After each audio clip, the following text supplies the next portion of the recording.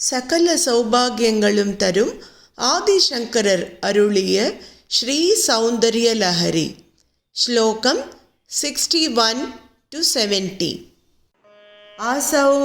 നാസാ വംശഃ തുഹിനഗിരിവംശ ധ്വജപടീ ത്വദീയോ നേദീയഃ ഫലതു ഫലം അസ്മാകമുചിതം വഹത്യന്തർമുക്താഃ ശിശിരകര നിശ്വാസ ഗലിതം സമൃദ്ധ്യാ യത്താസാം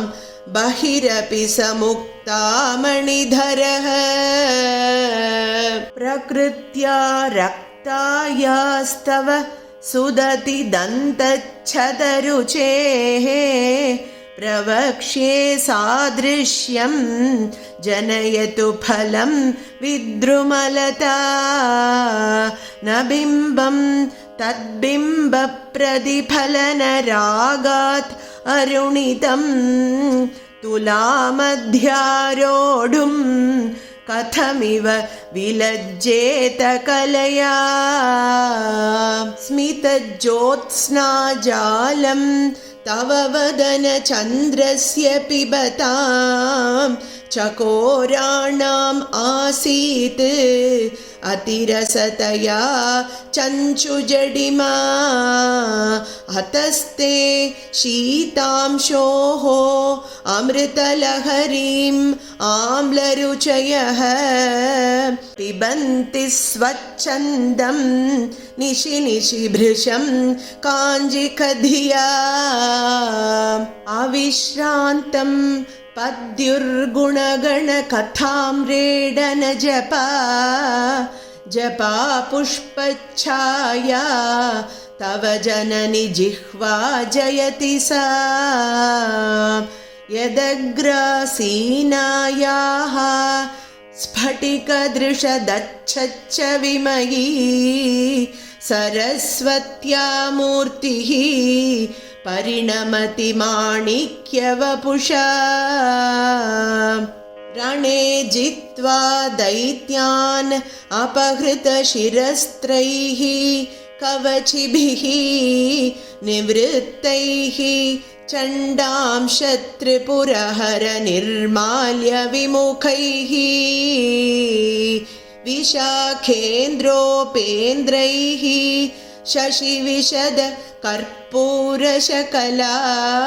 നിലീയന്തെ മാതസ്തവ വദനതാംബൂലകബലാഃ വിപഞ്ച ഗായന്തി വിവിധമപദാനം പശുപതേഃ ത്വയാരബ്ധേ വക്തും ചലിതശിരസാ സാധുവചനേ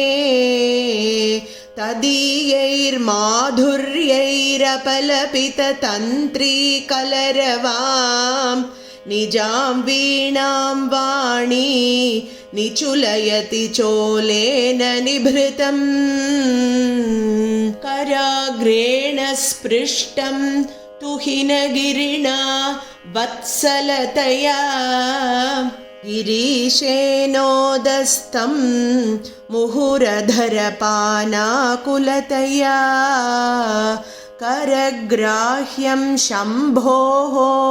മുഖമുകുരവൃന്തം ഗിരിസുതേ കഥം കാരം ബ്രൂമഃ തവ ചുബുകം ഔപമ്യരഹിതം ഭുജാശ്ലേഷാ നിത്യം പുരദമയിതുഃ കണ്ഠകവതീ തവ ഗ്രീവാധത്തെ മുഖകമലനാലശ്രിയമിയം സ്വതശ്വേതാ കാലാ ഗുരുബഹുലജംബാലമലിനാ മൃണാലീലാലിത്യം വഹതി യദധോ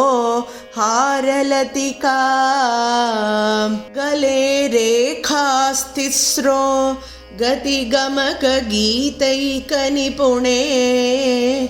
विवाहव्यानद्धप्रगुणगुणसङ्ख्या प्रतिभुवः विराजन्ते नानाविधमधुररागाकरभुवां